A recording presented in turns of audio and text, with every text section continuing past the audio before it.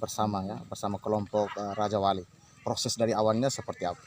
Ya, proses dari awalnya seperti ini. Jadi ini merupakan perintah langsung ya dari Bapak Menteri Pertanian untuk peningkatan ekonomi masyarakat di daerah terdampak bencana Seroja.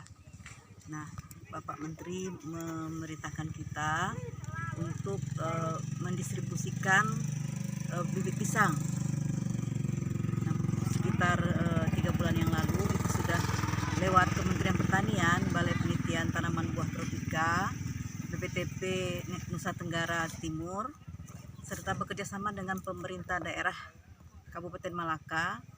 Kita telah mendistribusikan sebanyak 100.000 bibit pisang barangan untuk NTT. Nah, untuk Kabupaten Malaka ini sebanyak 50.000 bibit. Sebagian diantaranya itu untuk Demfam, untuk demo sebagai percontohan. Itu ada di Kabupaten Malaka, di Manggarai ya Pak ya, Desa Manggarai. Desa Badarai itu ada 1,5 hektar kita bangun sebagai percontohan. Jadi kalau adik-adik semua ingin ke sana bisa melihat bahwa di lahan yang 1,5 hektar itu paket lengkap budidaya pisang dengan irigasi tetesnya juga. Nah, selebihnya itu dibagikan kepada masyarakat dengan harapan nanti bisa dimanfaatkan untuk peningkatan ekonomi masyarakat. Baik Ibu, ini kan anakan pisang tadi disebutkan berapa ya, 50 ribuan ya. Itu hanya untuk beberapa kelompok saja di Kabupaten Malaka atau menyeluruh untuk semua wilayah Kabupaten Malaka? Ya. Jadi kalau 50.000 itu ya kita konversi ke hektar. Kalau 1 hektarnya itu 1.000 tanaman, itu akan berkembang sekitar 50 hektar pisang nanti di Kabupaten Malaka. Nah, dalam distribusinya ini kita memang Pak Kadis ya yang dengan timnya yang menentukan calon CPCL-nya.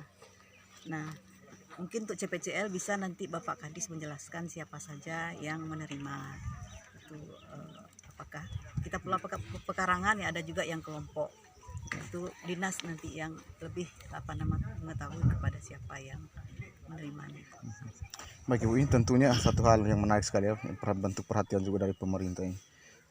Apakah pisang-pisang ini hanya untuk dikonsumsi atau nanti dipasarkan juga? Ya, jadi kalau pisang barangan merah ini memang jenis pisang untuk konsumsi segar ya. Tujuan utama tadi kan memang kita untuk kebutuhan masyarakat. Jadi untuk konsumsi langsung ya, karena diketahui bahwa konsumsi buah-buahan per kapita rakyat Indonesia itu masih rendah. Sehingga dengan yang paling rendah itu kita harapkan ini untuk konsumsi rumah tangga.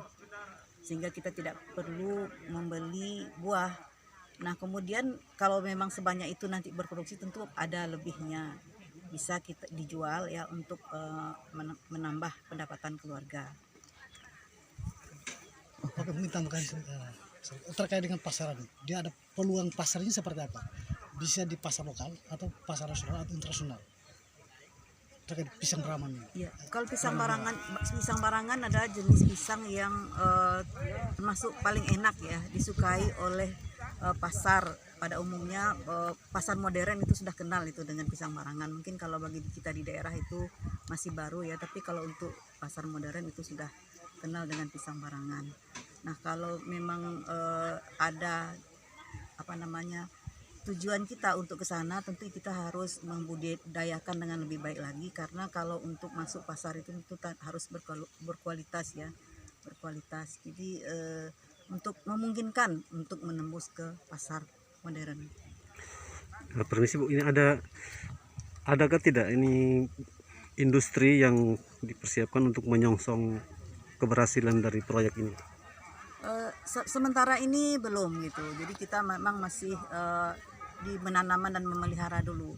Tetapi memangnya mestinya harus kita persiapkan dari sekarang. Bagaimana nanti kalau panennya berlimpah itu mungkin kita nanti akan coba bantu ya Pak BPTP di sini pada sosial ekonominya itu lebih memikirkan ke arah sana. Tapi kita memang berencana juga untuk menghubungkan dengan eksportir buah. Ya. Kira-kira target panennya itu kapan? target panen. Ya, jadi umur bibit pisang barangan ini panennya sekitar 9 bulan. Jadi 9 bulan dari sekarang nanti akan panen. Oh, baik. Bapak tambahkan satu dua hal sedikit. Ya, banyak hal sudah disampaikan oleh Ibu selaku Balai Penelitian yang menemukan berbagai cara inovasinya. Nah, BPTP di sini ditantang dengan bagaimana aspek kolaborasinya, pengembangan dan kolaborasi. Nah, tentunya kalau kita berbicara tentang bagian per bagian, kalau tidak digabungkan nanti itu tidak bisa tercapai apa yang seperti tadi pemasaran dan proses untuk processing pasca panen. Nah, disinilah kita akan membangun kolaborasi bersama dengan Pemda, dengan juga mungkin pihak ketiga untuk bisa dia take over hasil daripada yang sudah diupayakan di sini. Nah, ini merupakan bagian yang harus terpikirkan, baik dari aspek mulai dari hulu ke hilir itu adalah bagaimana ini dijadikan satu, sehingga apa yang disebut dengan tambahan produktivitas, tambahan pendapatan, tambahan kesejahteraan itu bisa tercapai melalui kolaborasi. Makanya tantangan ke depan adalah bagaimana harus terpikirkan dan terrealisasi kolaborasi itu. Nah, Pemda juga tentunya tidak tinggal diam.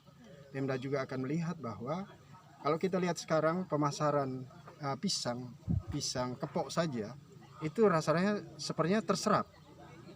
Nah, tantangan kemudian ada suatu yang diberikan kesempatan. Tadi Ibu sudah katakan bahwa ini punya nilai jual dan nilai ekonomis dan nilai nutrisinya itu berbeda dan lebih daripada pisang yang ada. Nah, ini yang menjanjikan tentang bagaimana prospek ke depan untuk kita berkolaborasi dengan pihak lain untuk take over hasil yang ada. Nah, kami BTP akan melihat ini dan melakukan pengkajian. Nanti kita akan langsung melanjutkan dengan bagaimana kita bekerja sama dengan pihak lain. Oke.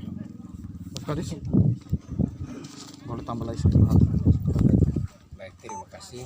Jadi pisang Baranga ini di wilayah Kecamatan Wewiku ini sesuai dengan program Bapak Bupati bahwa untuk wilayah Kecamatan Wewiku dan sebagian Weliman ini khusus tanam pisang Baranga, sehingga ke depan masyarakat mau membutuhkan pisang datang saja di wilayah Kecamatan Wewiku ini. Ini sudah sesuai dengan program Bapak Bupati. Sedangkan CPCL-nya tersebar di desa-desa yang ada di wilayah Kecamatan Wewiku ini. Mungkin ini saja yang kami sampaikan. Terima kasih. Oke, terima kasih.